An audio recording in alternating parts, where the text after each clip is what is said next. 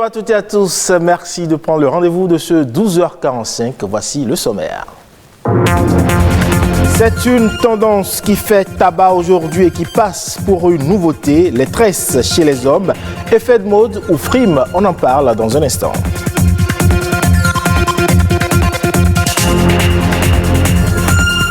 Et le leadership féminin est aujourd'hui un enjeu pour le développement, lequel ne peut s'opérer sans l'implication active des femmes. Femmes d'impact est une initiative qui travaille à porter ce combat. L'invité sera sur ce plateau pour en parler. Et puis, depuis quelques années, la tendance est à la malbouffe avec des produits souvent transformés qui ont une faible valeur nutritionnelle. Or, la malbouffe provoquerait autant de maladies que le tabac et l'alcool.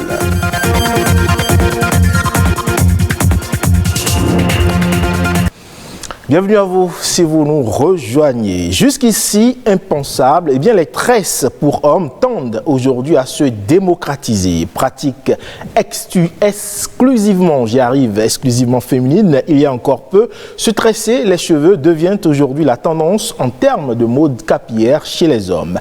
Mais les tresses chez les hommes, est-ce un effet de mode ou juste de la frime? Élément de réponse. Elles sont certainement l'une des plus vieilles coiffures recensées au monde. Les tresses, très populaires aujourd'hui, sont de plus en plus prisées par les hommes. Et les raisons de ce choix sont diverses. Il y a des gens, ils le portent pour la forme, mais pour nous c'est un vœu de Nazareth. Cela veut dire que c'est de ne jamais se raser, comme la Bible a dit, même les barbes. Donc nous on le suit. Porter les cheveux, c'est rester naturel. C'est être en contact avec l'Éternel. Moi, je ne l'ai pas choisi. Ce n'est pas révélation spirituelle. Donc, avant ma naissance, ils ont déjà dit de ne pas me coiffer les cheveux. Ultra tendance, les main braids ou tresses pour hommes reflètent pourtant un phénomène qui existait depuis les temps anciens. On ne peut pas dire, quand on parle de coiffure dans les sociétés traditionnelles africaines, que c'est spécifiquement réservé aux femmes et que les hommes ne se coiffent pas en Afrique. C'est lorsque nous avons été assujettis à des méthodes coloniales qu'au fil du temps, nous avons délaissé certaines pratiques. Et lorsqu'on voit aujourd'hui des hommes coiffés de cette manière un peu, ça semble étrange. Malheureusement, les personnes assumant leurs tresses font fréquemment face aux moqueries et aux regards des autres. Nous, on est un peu mal vus par la société. On nous voit un peu différemment à travers, déjà voir moi mon style avec les piercings et tout. Les gens peut-être ont tendance à lire d'autres manières notre allure, mais ce n'est pas négatif. Ça n'a pas d'incidence sur notre personnalité. Dans la société, je pense que c'est la conduite de l'homme qui représente l'homme. Une perception discriminatoire qui sera le fruit de la stigmatisation. Le regard de la société reste un regard de niveau de compréhension.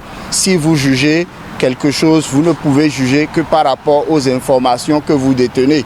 Donc s'il est clair que vous avez évolué dans un paradigme où on vous a dit que ces types de coiffures sont étranges, sont diaboliques, c'est normal que vous stigmatisez ceux qui les portent.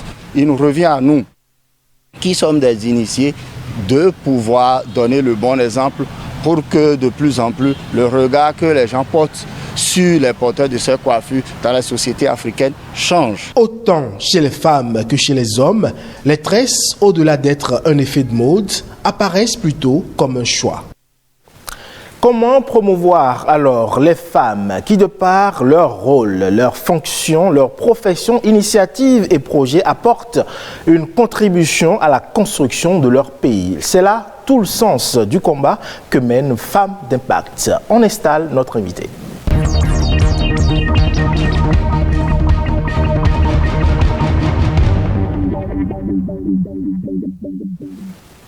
Elle est déjà installée sur ce plateau. Dorcas Kodia, bonjour. Bonjour Ulvaïs Balogun. Merci d'être avec nous. Merci, bonjour aux amis téléspectateurs. Alors, le leadership féminin, on en entend souvent parler. Qu'est-ce que c'est de façon concrète? C'est aussi simple que ça. Le leadership, c'est un mot anglais. Oui. Et donc, leader, c'est l'idée, diriger. Et donc, le leadership, c'est la manière de diriger. Le leadership féminin, c'est le management par les femmes. Okay. Donc, lorsqu'on parle de gestion d'une entreprise, gestion d'une organisation, gestion d'une maisonnée, c'est le leadership féminin qui s'impose comme ça.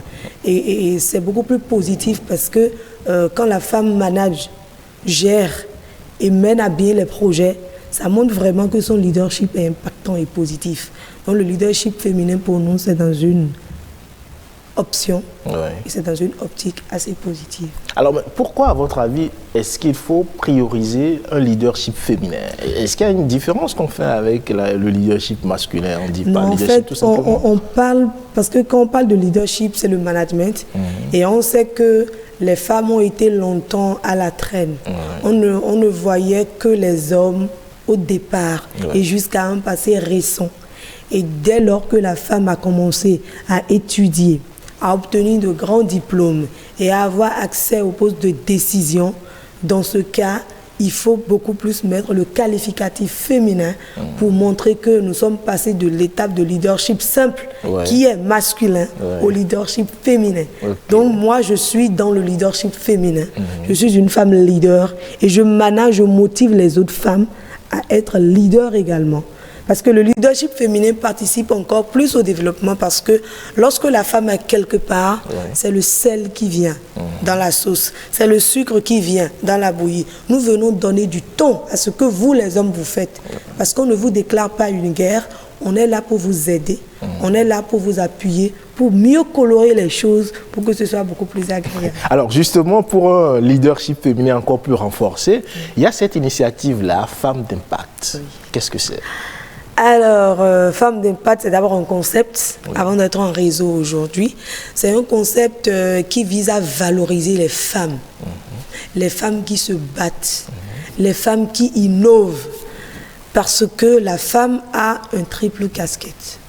La femme, c'est d'abord elle-même, qui travaille en tant que l'homme. C'est la femme qui est épouse, qui a donc des responsabilités envers son époux dans le foyer. Et la femme, c'est encore la mère pour s'occuper des enfants. Donc, lorsque vous prenez la journée d'une femme, elle va penser à son boulot, elle va penser à elle-même, elle va penser à son époux, elle va penser à ses enfants. Et donc, aucune femme aujourd'hui ne peut dire qu'elle ne gère pas simultanément tous ces 4 volets ensemble. Et il faut pouvoir encourager les femmes qui arrivent à concilier avec succès tous ces volets en étant encore des femmes cadres d'entreprise, chefs d'entreprise, managers d'organisation ou dans une profession libérale. Et donc c'est là le rôle de Femmes d'Impact. Oui, parce qu'en fait la femme, elle est un être sensible. Vous voyez, elle est un être sensible et elle a besoin d'être motivée. Elle a besoin d'être encouragée pour avoir de l'énergie, pour sauter de plus belle. Donc en fait, Femmes d'Impact a donné naissance à la distinction Femmes d'Impact, à la pensée Femmes d'Impact qui se donne tous les dimanches sur Facebook, à la chronique Femmes d'Impact qui se diffuse tous les jeudis à 18h sur Facebook. Et ça a donné naissance cette année à l'ouvrage Femmes d'Impact. Parce que l'année dernière, nous avons distingué 29 femmes venues du Niger, du Bénin, de la Côte d'Ivoire et d'autres béninoises qui étaient en France. Et cette année, non seulement on a fait cette 2e édition, mais nous avons sorti un ouvrage sur 16 femmes de l'acte 1.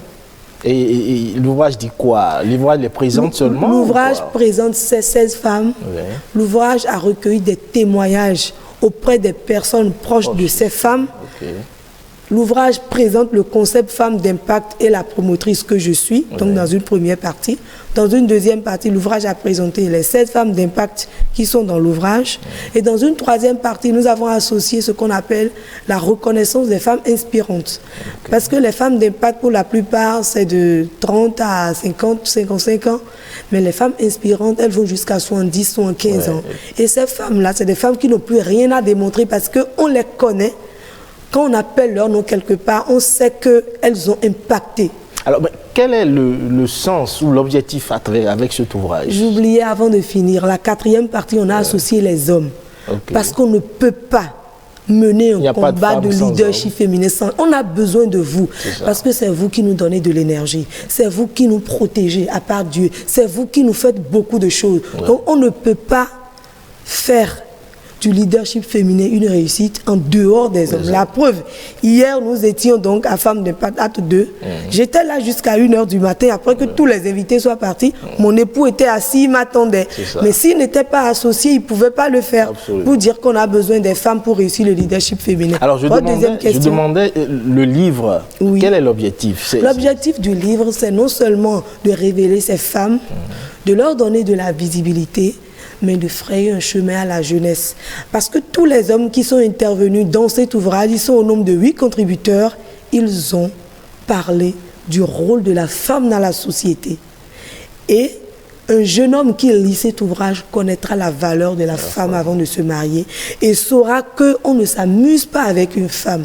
Parce que quand la femme vient dans votre vie, c'est pour faire rayonner votre vie. C'est pour développer les choses. C'est pour créer de nouvelles choses. Et donc, c'est un livre d'éducation pour les jeunes filles. Un livre de renforcement de capacité pour les jeunes femmes pour qu'elles puissent se forger une vision et se battre pour atteindre leurs objectifs. Parce que en tant que femme, quand vous n'avez pas de vision, vous n'irez nulle part. Il faut avoir une vision, se battre pour sa vision et surtout, impacter tous les jours ceux qui nous regardent dans notre environnement et à l'international. Alors on va finir là-dessus. C'est un livre à avoir à tout prix, à acheter pour soi, pour les hommes, pour les femmes, pour ceux qui ont eu le BEPC, le bac et tout, parce que c'est l'éducation pour tous dans cet ouvrage. Alors on va finir là-dessus. Quel est le message que vous aurez aujourd'hui à l'endroit des femmes qui vous écoutent, des hommes qui vous écoutent, des jeunes filles, de tous ceux qui vous écoutent aujourd'hui? Je veux simplement dire que la femme est le socle de la société. La femme doit se construire elle-même. Elle doit se bâtir sur un socle important composé de valeurs morales et de leadership.